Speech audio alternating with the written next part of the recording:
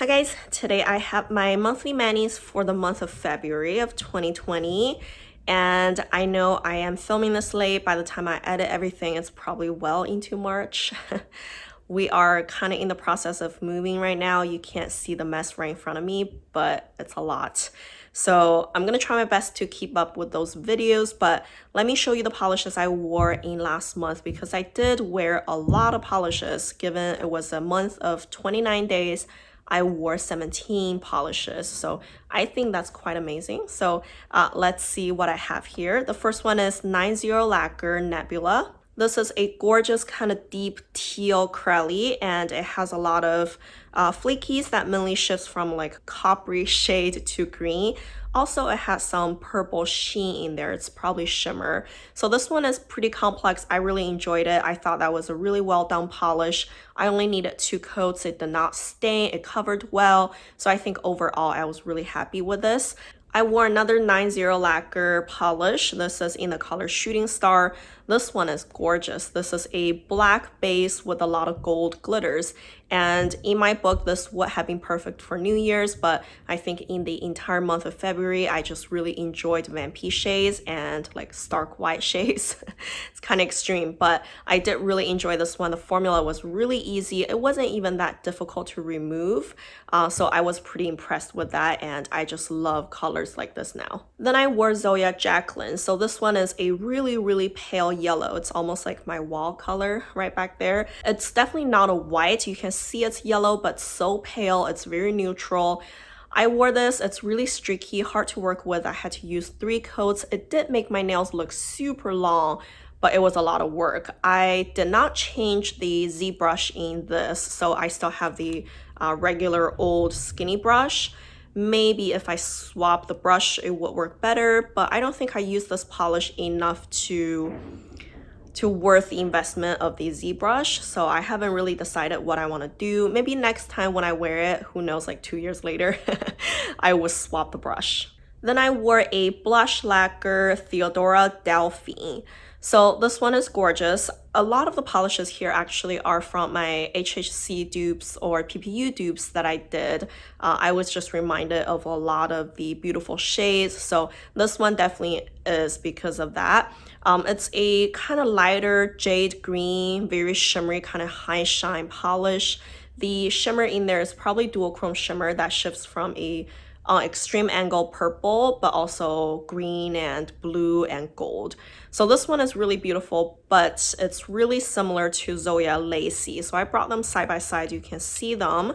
The base color is very similar. I want to say that they both have a shift, but you can obviously see blush lacquer is much more shifty. So it depends on your budget. If you don't want to spend a whole lot of money, you can catch Zoey on a 50% sale, get it for half of the price as blush, but blush lacquer is very well priced. So if you were to buy them original price, they are about the same.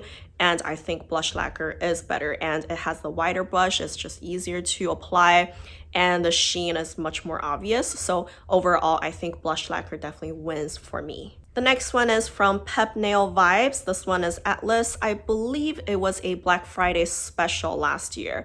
So this one is a light blue crelly, and it has a lot of UCC flakies that are mainly copper to a lighter gold. And I feel this polish in the bottle, it looks blue, but on my nails, it has a strong gray tone. So that was kind of surprising to me. It's very beautiful. I don't think it's super unique. A lot of brands have done polishes similar to this, but it's a really beautiful one regardless. And I only needed 2 coats for full opacity. And it seems like from my Instagram posting, a lot of you guys loved it too. Then I wore a really old polish from Orly. This one is in the color Hot Chocolate. I did just 2 coats, but it was really streaky. It was opaque enough, but very streaky. So I probably should have done a 3rd coat, or if I can get a wider brush for Orly, that would be great because this one is long and skinny. It's a really old bottle. So, you know, like our standard has changed. So I definitely know the benefit of a wider brush for application, obviously, but the color itself is beautiful. It's a really gorgeous kind of subdued neutral color, and I loved it. Then I wore ILMP Dreamsicle. This one is a spring collection release from last spring. So I figured, hey, the timing is right. So this one is strongly peachy. Usually I would be a little more careful with shades like this because they could be weird on my skin tone, but this one worked out fine. And I had to use 3 coats because it was rather sheer. A lot of the ILMP scatter hollows are pretty sheer, so that wasn't surprising to me. They were all very easy to apply anyways. But this one was sheer and a little thick because the application itself was fine, but once it dried, it had a pretty significant corner shrinkage, like from my cuticles and the tips. That's usually because the polish is too thick, so you know, that was a little annoying. But other than that, I think this polish is pretty.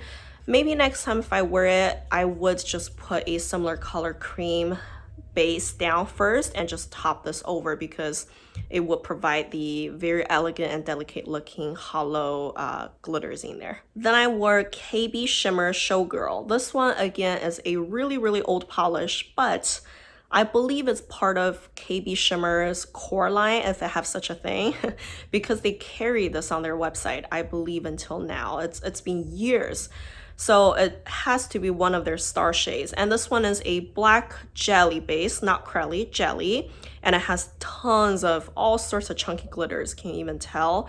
It has silver hollow, it has magenta, pink, light peachy coral, and it has some silver hollow squares in there. So it's very sparkling. It's very nice because the base is really deep and you have those like strong sparkles coming out of it. So I think the combination really played well.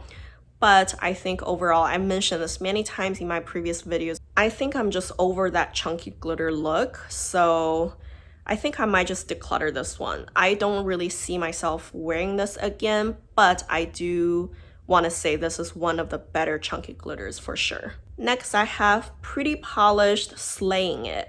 This one, from the name, I believe it was probably part of a Christmas collection at a point. It's a little frosty kind of a color. It's hard to describe because it has this strong kind of gold duochrome shimmer, but it's a little frosty-like.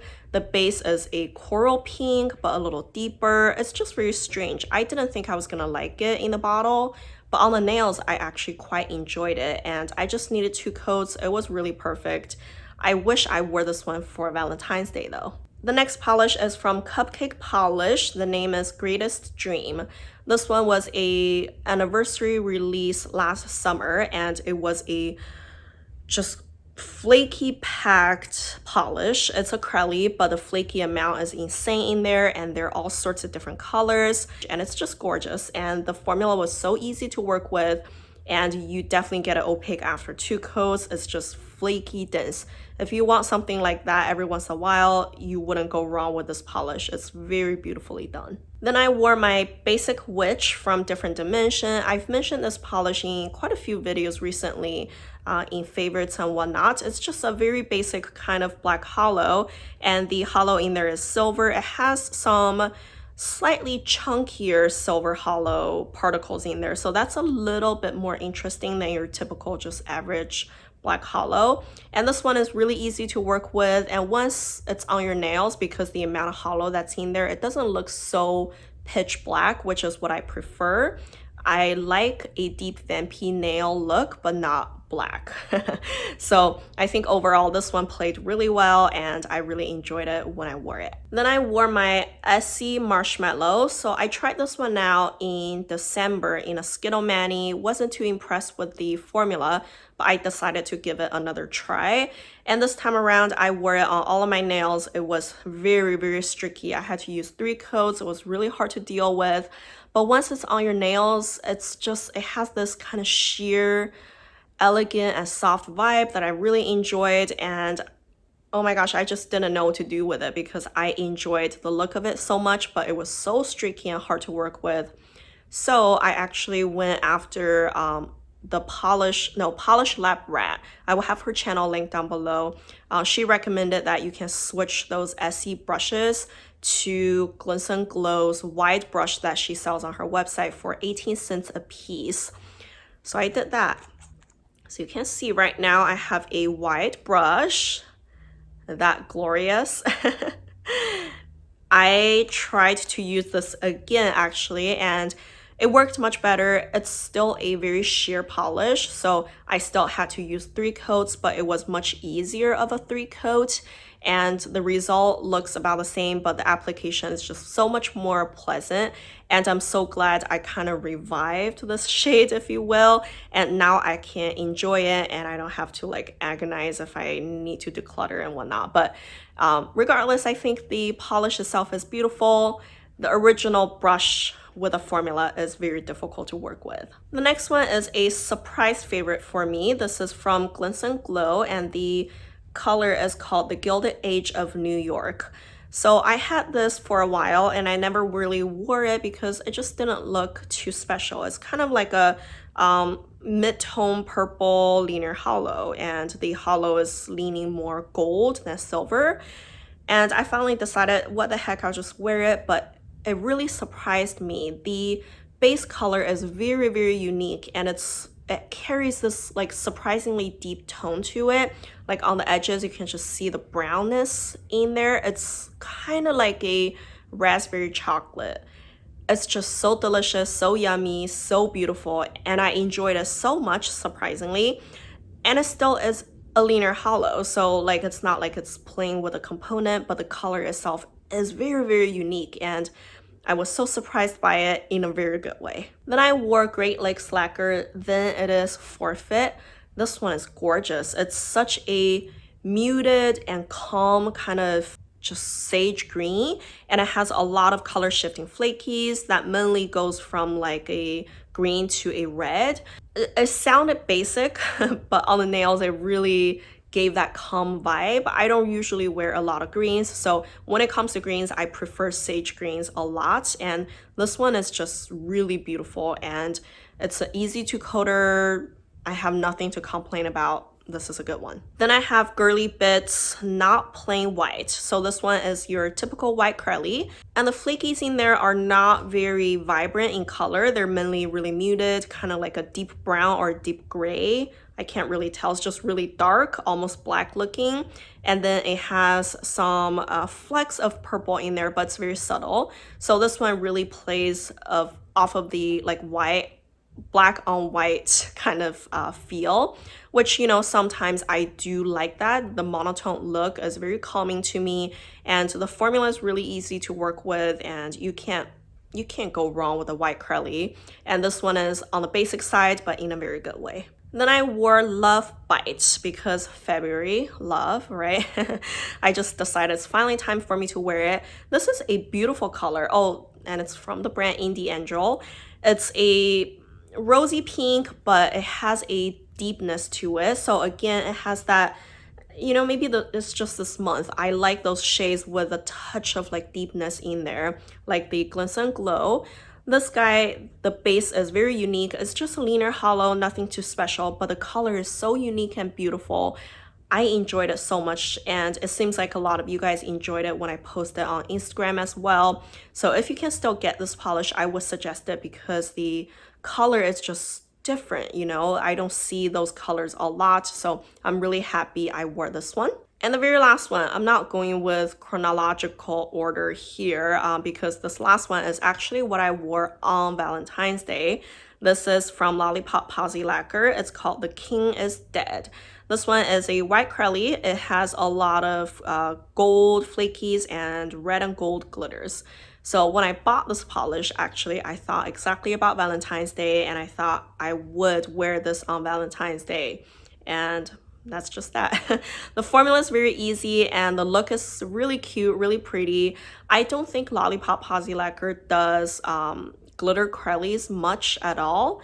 Actually, I think this is the only polish that came to mind, the only glitter curly that I know of. So I didn't know what to expect as far as the formula side, but this one was very easy to work with, and it's very well done. The color combo is just so cute, so sweet, so I really enjoyed that one. So that's all the polishes I wore. That's pretty good. I think I'm happy with all the craziness that's going on in my life. I'm still painting my nails, or I should say I was, because in March, I'm already slacking off, and I broke 3 nails in 2 days. So that's just that. I'm not gonna be painting my nails too much, especially with the packing going. So it's just a little sad. But I hope you guys enjoyed this video. If you did, don't forget to give me a like, subscribe to my channel, and thank you guys for watching. Bye.